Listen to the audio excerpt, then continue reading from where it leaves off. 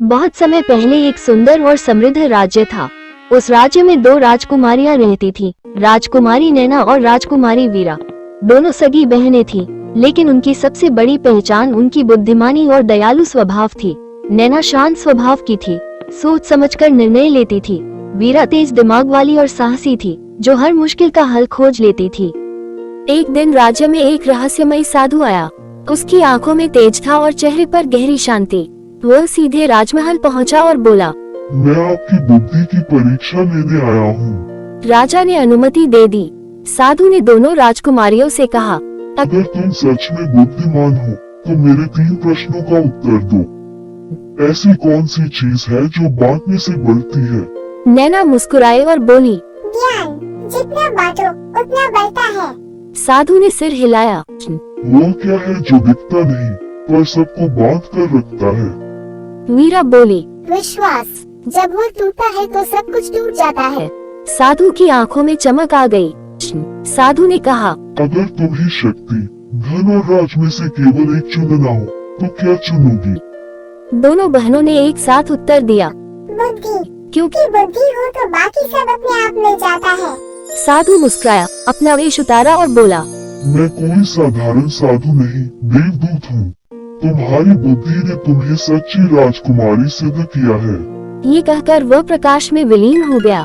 राजा भावुक हो गया और बोला, आज मुझे गर्व है कि मेरे राज्य की बेटियां केवल सुंदर नहीं बल्कि सच्ची ज्ञानी है।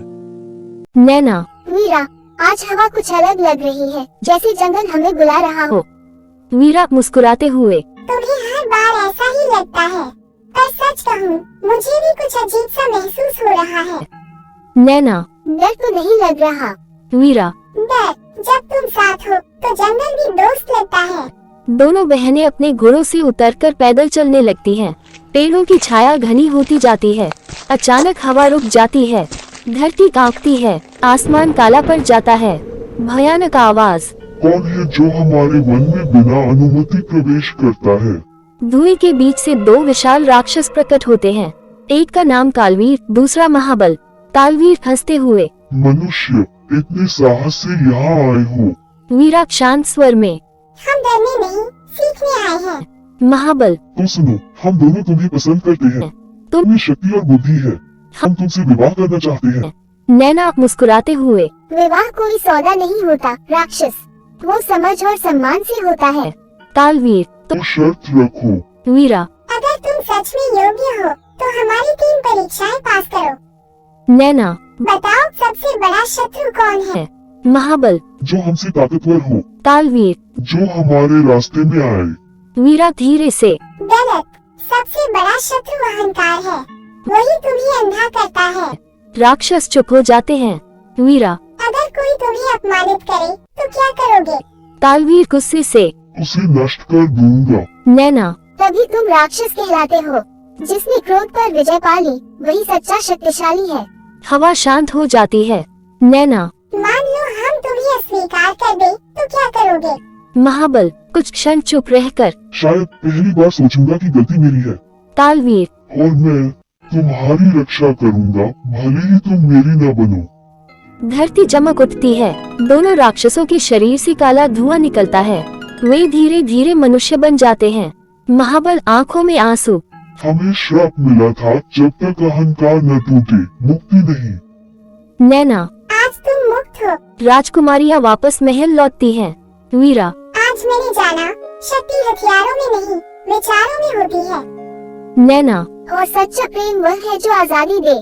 दूर जंगल में अब कोई राक्षस नहीं रहता, केवल शांति और प्रकाश। जंगल की गहराइयों से लौटते समय नैना और वीरा के मन में अजीब सी शांति थी। राक्षसों की परीक्षा पार कर वे जान चुकी थी कि बुद्धि ही सबसे बड़ा अस्त्र है, पर उन्हें यह नहीं पता था कि अगली परीक्षा उनसे भी अधिक कठिन होने वाली है। सूरज ढल रहा था। सामने एक चौड़ी नदी बह रही थी, गहरी, शांत पर रहस्यमयी। वीरा, नैना, देखो ये वही नदी है जिसके बारे में लोग कहते हैं कि इसमें रहस्यमय जीव रहते हैं। नैना मुस्कुराकर, जहाँ डर होता है वही परीक्षा भी होती है। दोनों बहनें घुटनों तक पानी में उतरी। ठंडा पानी उनके पैरों से टकराया। तभी अचानक छपाक, पानी उफन पड़ा। एक विशाल मगरमच्छ पानी से बाहर निकला। उसकी आंखें आग जैसी लाल थीं, दांत तलवार जैसे और शरीर इतना बड़ा कि पूरा रास्ता रोक दे। मगरमच्छ गरजते हुए, कौन हो तुम दोनों? मेरी नदी में बिना अनुमति उतरने की हिम्मत कैसे की? वीरा शांत स्वर में। हम राहगीर हैं, कोई शत्रु नहीं। मगरमच्छ हंसा। यह नदी मेरी है और यहाँ जो आता है मेरा भोजन बनता है। नैना ने वीरा का हाथ पकड़ा, लेकिन उसकी आंखों में डर नहीं था, केवल सोच। नैना, अगर तुम हमें खा लोगे तो तुम्हें क्या मिलेगा? मगरमच्छ हंसते हुए।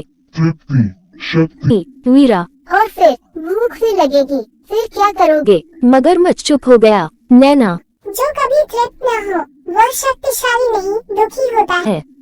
मगरमच्छ की आंखों की चमक कुछ कम हो गई। मगरमच्छ, अगर तुम इतनी बुद्धिमान हो तो बताओ, ऐसी कौन सी चीज है जो पानी में रहती है पर गीली नहीं होती? वीरा मुस्कुराई। वीरा, परछाई, वो पानी में दिखती है पर भीगती नहीं। मगरमच्छ हक्का बक्का रह गया। मगरमच्छ ने गुस्से में पूंछ पटकी। मैं तुम्हें नहीं छोड़ूंगा। वह नैना की ओर बढ़ा। नैना ने ऊंची आवाज में कहा। रुको, मगरमच्छ ठिठक गया। नैना, तुम्हें पता है असली ताकत क्या है? मगरमच्छ, नहीं। नैना, अपने स्वभाव को बदलने की शक्ति। मगरमच्छ के शरीर से काली धुंध उठने लगी। उसका क्रोध कम होने लगा।